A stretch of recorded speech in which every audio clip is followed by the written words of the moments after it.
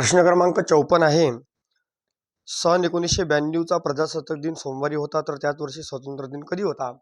तर आता इथं दिलं 1992 हे आपल्याजवळ माहीत पाहिजे लीप वर्ष आहे. तर इथं प्रजासत्ताक दिन म्हणजे आपल्याला 26 जानेवारी दिलेला आहे. तर आपल्याला विचारलं स्वातंत्र्य दिन म्हणजेच त्याच वर्षीचा 15 ऑगस्ट आपल्याला विचारला आहे. मग आपल्याला काय लक्षात ठेवावं लागेल, पहा आता जर का समजा एखाद्या वर्षात त्याच वर्षात जर का समजा प्रजासत्ताक दिन आणि स्वातंत्र्य दिन विचारला, तर साधारण वर्षात नेहमी 5 दिवस पुढे जायचे आणि लीप वर्ष असून तर नेहमी 6 दिवस पुढे जायचे. म्हणजेच 26 जानेवारीचा आपल्याला कोणता दिन दिला होता? सोमवार दिला होता. तर 15 ऑगस्टला आपल्याला 6 दिवस समोर जावं लागेल. म्हणजे काय येणार? मंगळवार, बुधवार, गुरुवार, शुक्रवार, शनिवार आणि रविवार. म्हणजेच 15 ऑगस्ट 1992चा कोणता वार होता? रविवार. लक्षात ठेवायचं, साधारण वर्षात 5 दिवस पुढे जायचं, तर लीप वर्षात 6 दिवस समोर जायचं. प्रश्न क्रमांक 55. घड्याळीत दर अर्धा तासाला 1 व प्रत्येक तासाला जितके वाजले असतील तितके टोल पडतात, तर दुपारी 12 ते रात्री 8 पर्यंत किती टोल पडणार? मग दुपारी 12 ते 8 म्हणते, मग दुपारी 12 वाजताची टोल पडणार 12.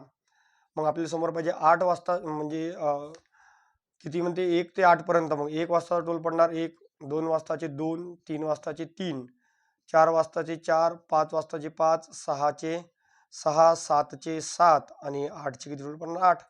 हे जर का आपण बेरीज करतो म्हटलं, 8 आणि 8 16, 8 2 16, 8 3 24, ठीक आहे, 8 चौक 32, 32 आणि 4 36, 36 अधिक 12 म्हणजे एकूण झाले आपल्याला 48. आणि प्रत्येक अर्ध्या तासातले एक म्हणजे 12:30 वाजताचा एक टोल, त्यानंतर 1:30चा एक टोल, 2:30चा, 3:30चा, 4:30, 5:30, 6:30, 7:30, म्हणजे 1 2 3 4 5 6 7 8 टोल. बेरीज करतो मग 8 आणि 8 16, 7 चालले 1 4 1 5, म्हणजे एकूण टोल किती पडणार? 56. पर्याय क्रमांक 2. माझ्या घड्याळात आता 3 वाजले आहे. मिनिट काटा उत्तर दिशा दाखवत असेल तर तास काट्याची विरुद्ध दिशा कोणती? पहा, आता आपण इथं घड्याळ काढली, हे उत्तर, हे दक्षिण, हे पूर्व आणि पश्चिम. इथं 12, त्यानंतर 3, 6 आणि 9. समजा माझ्या घडी 3 वाजल्या म्हणते, हे 3 वाजले. जर काय म्हणते, मिनिट काटा ही उत्तर दिशा दर्शवत असेल, तर तास काट्याच्या विरुद्ध, हे तास काट्याच्या विरुद्ध कोणती दिशा दर्शवणार? पश्चिम. पर्याय क्रमांक 3. प्रश्न क्रमांक 57. विष्णू रमाला म्हणाला, तुझ्या आत्याची वहिनी ही माझी आई आहे. विष्णू जो आहे, विष्णू हा रमाला म्हणाला, तुझ्या आत्याची वहिनी, म्हणजे रमाला एक आत्या आहे. आत्या म्हणजेच समजा इथं आपण आत्या लिहिलं, आत्या म्हणजे कोण? समजा वडीलची कोण? बहीण. तुझ्या आत्याची वहिनी म्हणजे कोण म्हणण्याचा अर्थ रमाची आई. कोण झाली मग? रमाची आई झाली, म्हणजे वडिलाची पत्नी, म्हणजे कोण झाली? याची वहिनी झाली, म्हणजे रमाची आई. माझी आई आहे, तर विष्णू रमाचे नाते काय? म्हणजे याची आई आहे. आला लक्षात? तुझ्या आत्याची म्हणजे विष्णू आणि रमा हे दोन कोण झाले? बहीण भाऊ झाले. पर्याय क्रमांक 3. प्रश्न क्रमांक 58 दिलेला आहे. 22 P, 2 P, 11 Q, 6 N, 3 M आणि 15. आपल्याला दिलेला एम म्हणजे प्लस होते, म्हणजे इथं आपल्याला एमच्या ठिकाणी म्हणजे इथं 22, 2, 11, 6 एन नाही, आपलं 3 आणि 15. एमचा अर्थ बेरीज होते, म्हणजे इथं बेरीज चिन्ह लिहू. एनचा अर्थ गुणिला होते, त्यानंतर पीचा अर्थ भागाकारात होते आणि क्यूचा अर्थ इथं मायनस होते लिहिलं. आपण भागाकार करतो म्हटलं, तर इथं काय होणार? 22 2 गुणिला काय होणार? 11. हे 11 2 22 कटले, ठीक आहे. त्यानंतर सायंत्रिक किती झाले? 18 मायनसचा प्लस 15. 18 मधून 15 गेले किती उरते आपल्याजवळ? 5 6 7 8. इथे किती आला? 1, ठीक आहे. 15 ने किती झाले? 16. 16 मधून 18 गेले किती उरते? -2, म्हणजे पर्याय क्रमांक 3 -2. 59. एका लोहाराकडे 5 तुकडे आहेत. ए चे वजन बी च्या दुप्पट, बी चे वजन सी च्या 4.5 पट, सी चे वजन डी च्या निम्मे आणि डी चे वजन ई च्या निम्मे. ई चे वजन ए पेक्षा कमी व सी पेक्षा जास्त सर्वात जड कोण आहे म्हणते. तर पहा, इथं सर्वात शेवटी कोणाची असं तुलना करायला लागेल. डी चे वजन ई च्या निम्मे म्हणते, ई च्या निम्मे म्हणते, म्हणजे ई चे वजन माहिती म्हणजे 100 आणि डी चे वजन ई च्या निम्मे म्हणजे किती? 50. सी चे वजन डी च्या निम्मे, सी चे वजन डी च्या निम्मे म्हणजे किती होणार? 25. आणि बी चे वजन सी च्या 4.5 पट. बी चे जे वजन आहे हे सी च्या 4.5 पट, म्हणजेच गुणिला 4.5 भागेला इथं काय होणार? पॉईंट काढतो म्हटलं म्हणजे 10, गुणाकार करतो म्हटलं 25 5 125 5 7 12, 25 चूक 100 आणि 12 112/10 म्हणजेच किती आले 112.5. ठीक आहे. आणि ए चे वजन बीच्या दुप्पट आहे, ए चे वजन बीच्या दुप्पट आहे म्हणजे 112 12.5 म्हणजे किती आले 225. तर सर्वात जड कोण आहे तर ह्या 100 50 25 125 सर्वात जड कोण येते ए म्हणजेच पर्याय क्रमांक 3. प्रश्न क्रमांक 60 6 5 9 10 12 प्रश्नाचे चिन्ह 15 20 आणि 18. मग इथं आपल्याला एक सोडून एक अंतर दिसते पहा, इथं 3चं अंतर आहे, इथं 3चं अंतर आहे, 3चं इथं दुप्पट झाले 5 दुनी 10. ठीक आहे. इथं 5चं अंतर आहे, 5 दुनी 10 आणि इथं 5 त्रिक 15 आणि इथं 5 चूक 20 आणि पुढं काय येणार 25 म्हणजेच इथं पर्याय क्रमांक काय येणार 2 20. त्यानंतर प्रश्न क्रमांक 62 जर डिंपल म्हणजे 215, त्यानंतर सिंपल म्हणजे 57, ॲपल म्हणजे 35, तर डिम म्हणजे काय. मग इथं आपल्याला एक लक्षात येते पीएलई शब्द कॉमन आहे आणि याच्यात 5 5 5 कॉमन आहे, म्हणजेच मग उरलेला शब्द काय इथं डीमसाठी काय आलं असन 21 आणि त्यानंतर सिमसाठी काय आलं असन 5 म्हणजे किती येणार 500, सिमसाठी किती आला असन 7 म्हणजे 721 पर्याय क्रमांक 4. प्रश्न क्रमांक 64 जर शिक्षक दिन सोमवारी आला असेल तर त्याच वर्षी गांधी जयंती कधी येणार. आता शिक्षक दिन कधी येते 5 सप्टेंबरचा शिक्षक दिन येते, 5 सप्टेंबरचा शिक्षक दिन येते. तर तुम्हाला विचारलं जर सोमवारी असेल तर 2 ऑक्टोबरची तारीख तुम्हाला विचारली कोणत्या वारी येणार म्हणते. शिक्षक दिन 5 म्हणजे 30 सप्टेंबरचा महिना असते, उरले किती दिवस 25 + 2 म्हणजे किती झाले 27, 27ले 7 भागलं तर 7 त्रिक 21 म्हणजे उरले किती 6 म्हणजे सोमवारपासून 6 दिवस समोर जा. ठीक आहे. किंवा एक दिवस मागा या म्हणजे कोणता वार येणार रविवार, पर्याय क्रमांक 1 रविवार. त्यानंतर माझ्या घड्याळीत आता 9 वाजले आहेत, तास काटा हा पश्चिम दिशा दर्शवितो तर मिनिट काटाच्या विरुद्ध दिशा कोणती. मग पहा आता हे समजा घड्याळ आहे, समजा 12 1 आपला 12 6 3 आणि 9. आता माझ्या घडीत किती वाजले म्हणजे माझ्या घडीत आता 9 वाजले आहे, 9 वाजले. जर इथं काय म्हणते तास काटा आहे पश्चिम दिशा दर्शवून आला, हे पश्चिम आहे तर काय का असन पूर्व. जर तास काटा पश्चिम दिशा दर्शवित असेल तर हे आली उत्तर, हे झाली दक्षिण, तर उत्तरच्या विरुद्ध कोणती येणार दक्षिण, पर्याय क्रमांक 3 दक्षिण. त्यानंतर प्रश्न क्रमांक 66 दक्षिणेकडे तोंड करून उभा असलेला राजेश त्याच्या डाव्या बाजूने काटकोनात वळला तर त्याच्या उजव्या बाजूने कोणती दिशा असेल. पहा आता समजा ही दिशा काढली आपण, दक्षिणेकडून तोंड करून असलेला राजेश, दक्षिणेकडे तोंड म्हणजे हा इकडे जर पाहिजे म्हटलं हा याचा लेफ्ट येणार, हा येणार राईट. दक्षिणेकडे तोंड बसलेला राजेश त्याच्या डाव्या बाजूस काटकोनात वळला, डाव्या बाजूस काटकोनात वळला म्हणजे इथं आला तर त्याच्या उजव्या बाजूला कोणती दिशा, उजव्या बाजूला पुन्हा कोणती दिशा असणार दक्षिण म्हणजे पर्याय क्रमांक 1 दक्षिण. युवराजची काकू ही राहुलची मामी आहे तर राहुल युवराजचा कोण. आता इथं या ठिकाणी युवराज जो आहे आणि राहुल आहे. युवराजची काकू म्हणजे युवराजले एक काकू आहे, ठीक आहे. युवराजची काकू हे राहुल्याची कोण आहे म्हणते मामी, हे राहुल्याची कोण आहे मामी. तर राहुल युवराजचा कोण, राहुल्याची मामी आहे म्हणजेच राहुलले कोण असन बाबा आहे ना, बाबाची ही कोण आहे आपला बहीण. ठीक आहे. बहिणीचा भाऊ म्हणजे कोण होणार इथं समजा बाबाची बहिणीचा भाऊ म्हणजे कोण झाली आत्या आणि त्याचा मुलगा म्हणजे कोण होणार आत्ते भाऊ, पर्याय क्रमांक काय येणार 2. प्रश्न क्रमांक 70 सचिन हा अनिलच्या डावीकडे बसलेला आहे, रमेश अनिलच्या उजवीकडे बसलेला, सचिन व रमेश यांच्यामध्ये चेतन बसलेला आहे तर सर्वात डावीकडे कोण बसलेला. पहा आता ज्यावेळी दिशा माहीत नसते तर आपण नेहमी उत्तर दिशेकडे तोंड करून बसवा. सचिन हा अनिलच्या डावीकडे, इथं अनिल आहे, अनिलच्या डावीकडे सचिन बसलेला आहे. रमेश अनिलच्या उजवीकडे, रमेश जो आहे तो अनिलच्या उजवीकडे बसलेला आहे. सचिन व रमेश यांच्यामध्ये चेतन आहे, सचिन आणि रमेश यांच्यामध्ये, सचिन आणि सुरेश म्हणते ना, सचिन आणि सुरेश यांच्यामध्ये चेतन आहे तर सर्वात डावीकडे कोण बसलेला सुरेश बसला म्हणजे पर्याय क्रमांक 4 सुरेश. प्रश्न क्रमांक 71 डॉक्टर हॉस्पिटल आपल्याला असं दिलेलं आहे, डॉक्टर हॉस्पिटल तर दिलेला आहे शेतकरी पीक त्यानंतर वेटर, उपहारगृह, त्यानंतर बंदूक, बार, त्यानंतर वजन काटा, वस्तुमान. वजन काटा काय होते? वस्तुमान. मग आता डॉक्टर हा हॉस्पिटलमध्ये काम करतो, तर शेतकरी पिकात काम करत नाही तर शेतात काम करते. वेटर हा उपहारगृहात काम करते म्हणजे हॉटेलमध्ये काम करते, म्हणजे पर्याय क्रमांक 2 येणार. प्रश्न क्रमांक 73. एका सांकेतिक भाषेत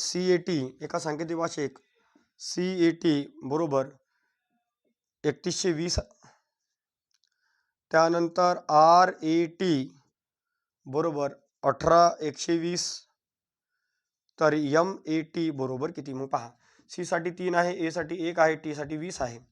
मग तिथंच याप्रमाणे M साठी किती येणार? 14,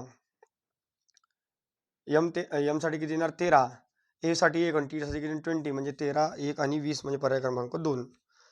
प्रश्न क्रमांक 73 आपल्याला दिलेला अशा प्रकारची एक आकृती दिलेली आहे.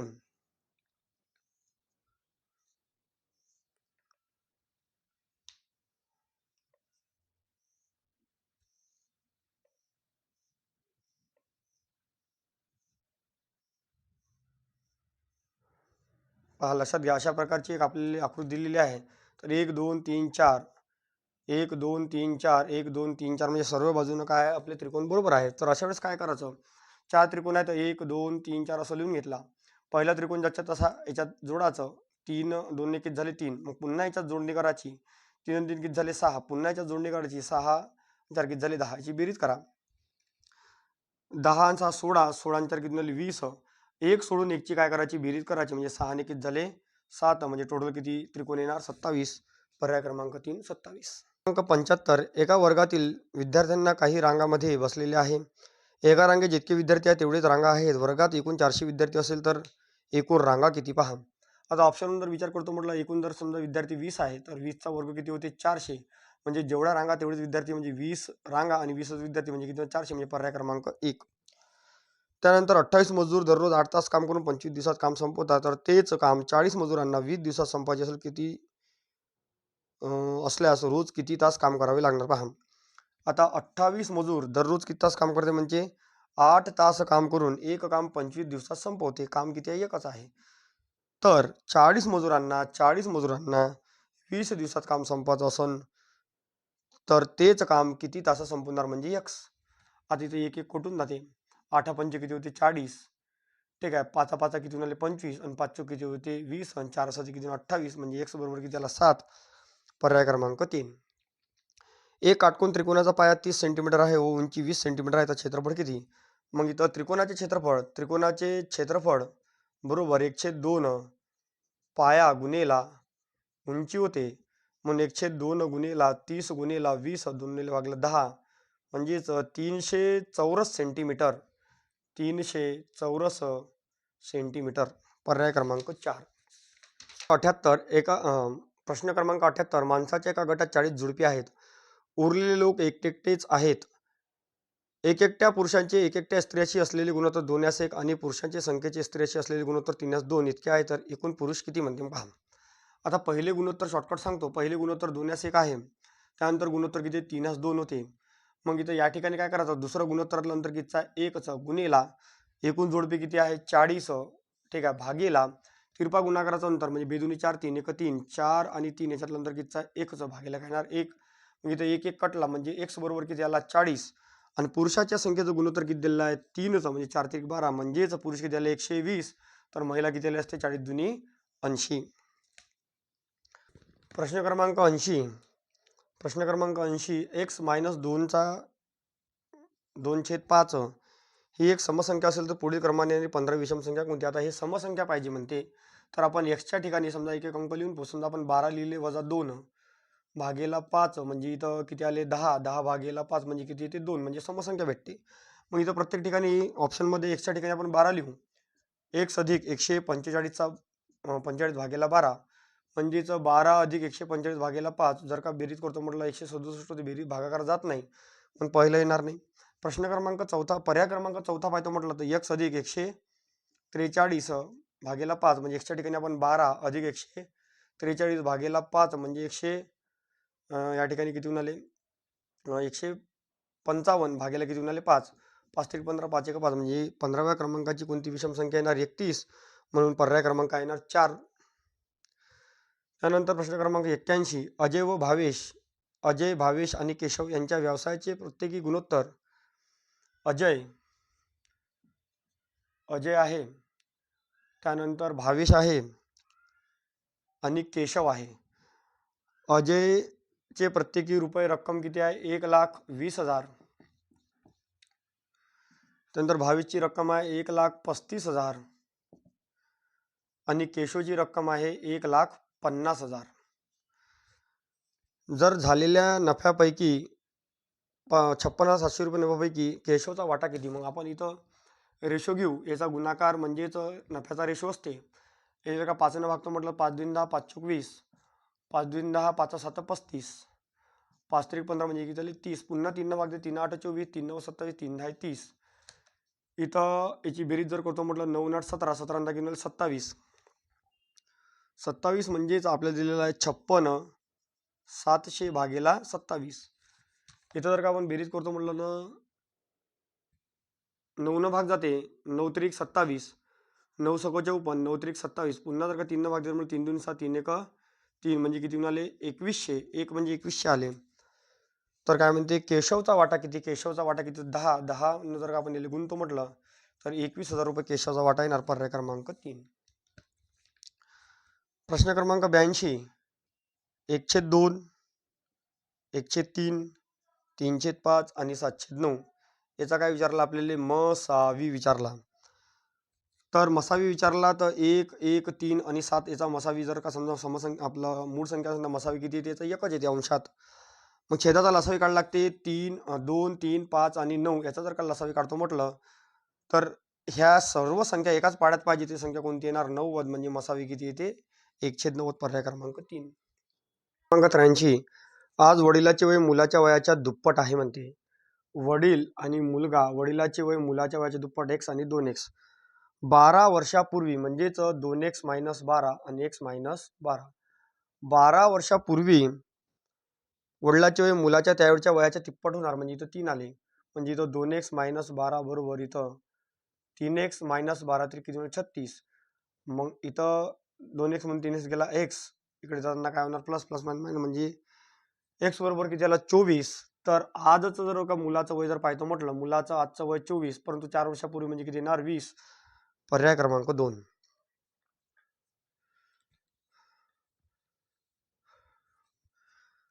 प्रश्न क्रमांक 84, x/10 अधिक x/15 अधिक x/18 बरोबर 22/9. तर x बरोबर किती. मग आता आपल्याला इथं लसावी काढला लागेल 15 18 आणि 10चा लसावी किती 90.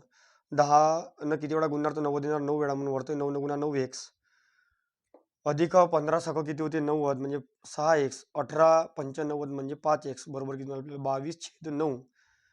9 आणि 6 हे किती टोटल 10x भागेला 90 बरोबर 22/9. म्हणून इथं x जच्या तसे 22/9 जच्या तसे इथं 90 गुणेला किती होणार 10. 0 0 कटला 9 9 कटला ते का 9 एकदा नाही, इथं किती 20 होत नाही, इथं किती 20, इथे किती मग 20 2 जर भागले किती आले 11, म्हणजे x बरोबर किती आले 11. पर्याय क्रमांक 1.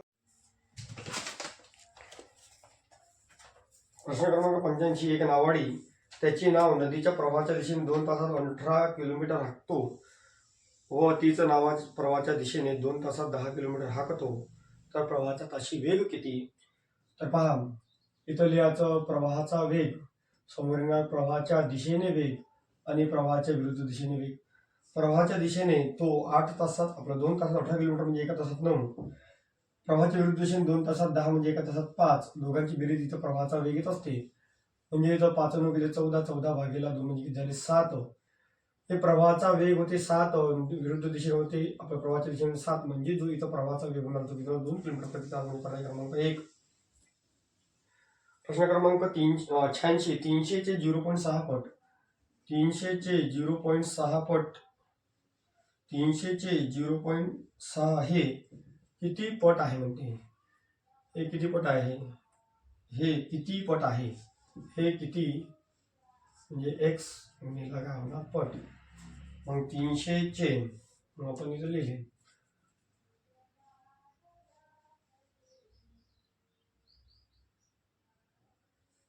300 हे 0.6 किती पट आहे असं असेल. 300 हे 0.6 किती पट आहे म्हणजे गुणिले काय होणार पट.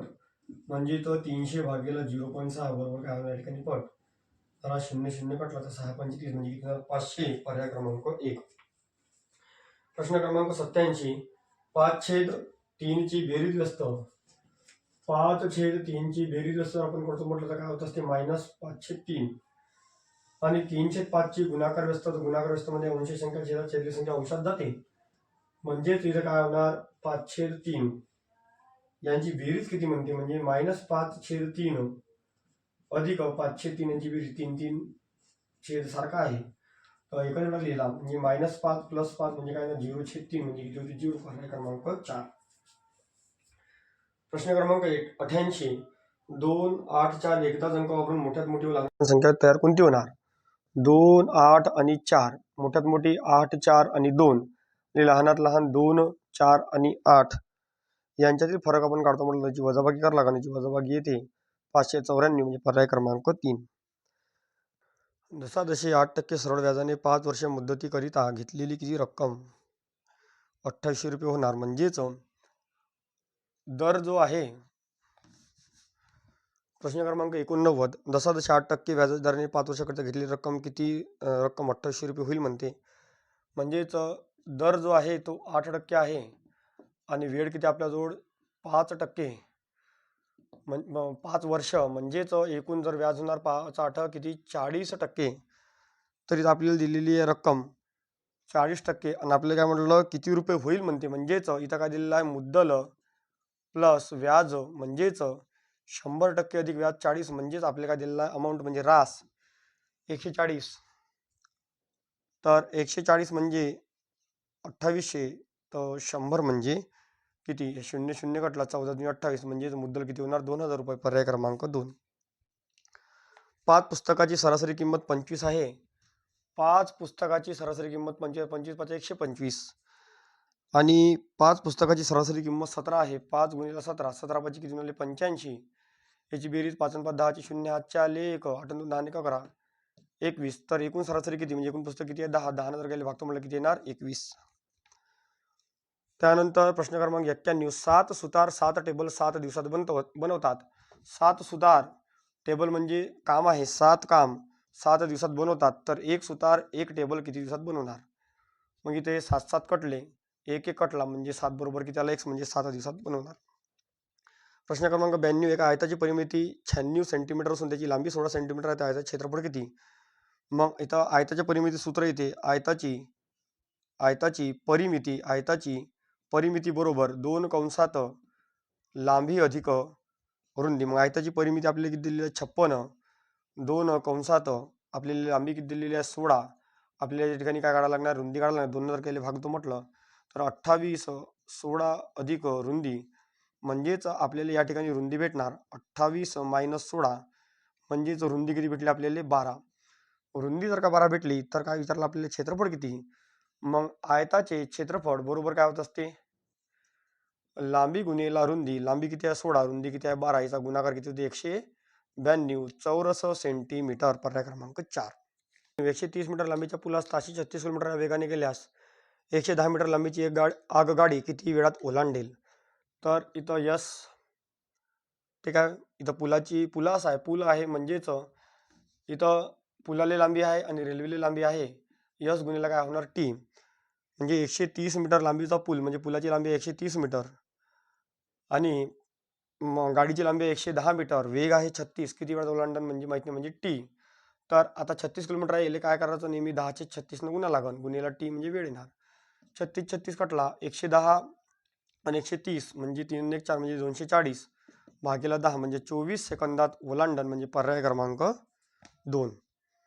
एका पुस्तकातील इथं रोमन अंक दिलेला आहे. इथं हा रोमन अंक 5च्या अगोदर एक आहे म्हणजे 4 आणि 10 म्हणजे किती झाले 14. नंतरची 10 पाने गहाळ झाली म्हणजे इथं किती झाले 24. 24, तर त्यानंतर कोणत्या पानापासून मजकूर वाचता येईल? म्हणजे 24 नंतर 25व्या पानापासून मजकूर वाचता येणार. 25 म्हणजेच 10, 10 आणि 5 म्हणजे पर्याय क्रमांक 4. एका पेटीत 175 फुलं व 100 फळे आहेत, तर फुलं व फळाचे प्रमाण किती? 175 फुलं आणि 100 फळं. 25 7 आणि 25 चौक 100 म्हणजे गुणोत्तर किती? 7:4. माधवने पतसंस्थेतून 36,000 रुपये जसजसे 12.5% दराने कर्ज घेतले, तर 2.5 वर्ष मुदतीत पैसे परत करावे लागतील. 2.5 वर्ष मुदतीत किती पैसे परत करावे लागतील?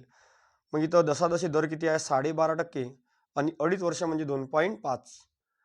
म्हणजे याचा गुणाकार जर आपण करतो म्हटलं 25 5 125 ची 5 हातचे आले 2. मग 96 माधवने पतसंस्थेतून 36,000 रुपये कर्ज घेतले, म्हणजेच या ठिकाणी मुद्दल किती आपल्याजवळ? 36,000 रुपये आणि जो दर आहे तो दर आहे 12.5% आणि 2.5 वर्ष म्हणजे वेळ किती दिली आपल्याला? 2.5 वर्ष म्हणजे 2.5 वर्ष. मग एका वर्षाचे 12 आणि 12 म्हणजे 24 आणि 25. 25 म्हणजेच इथं या ठिकाणी एकूण व्याज होणार 25 प्लस 12.5.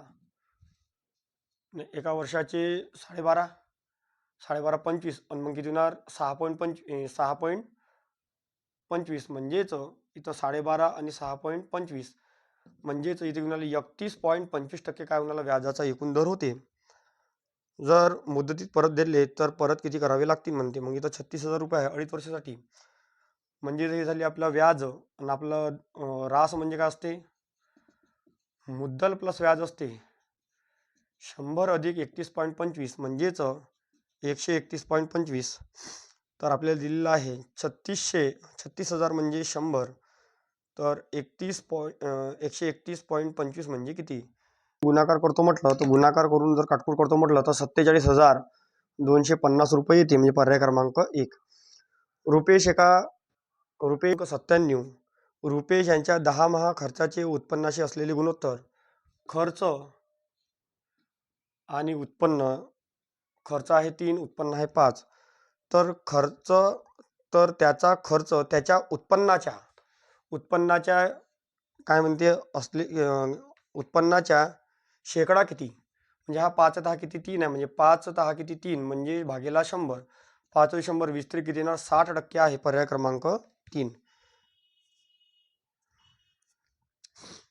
प्रश्न क्रमांक 98. एका जोडप्याचे 7 वर्षाआधी लग्न झाले तेव्हा त्याचे सरासरी वय 25 वर्षे होते. पहा, 7 वर्षाआधी सरासरी किती होती? 25. म्हणजेच दोघं जण होते 25 दोन्ही किती? 50. दोघी जण 7-7 वर्षांनी वाढले म्हणजे किती झाले? 14. म्हणजे किती झाले? आता वय 64.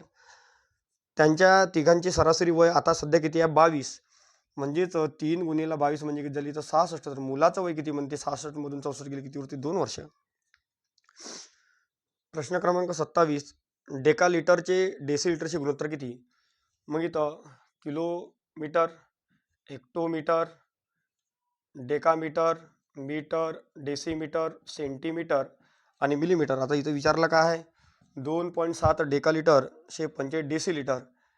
डेकालिटरचे डेसिलिटरशी आपल्या डेसिमीटरचे डेकामीटरशी, म्हणजेच इथं किती? 2.7 हे काय आपल्याजवळ डेका आणि एका वय डेसी.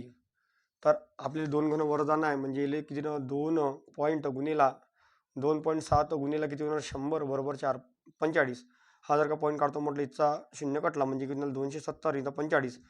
9 3 27 9 5 45 5 1 30 म्हणजे 6 1.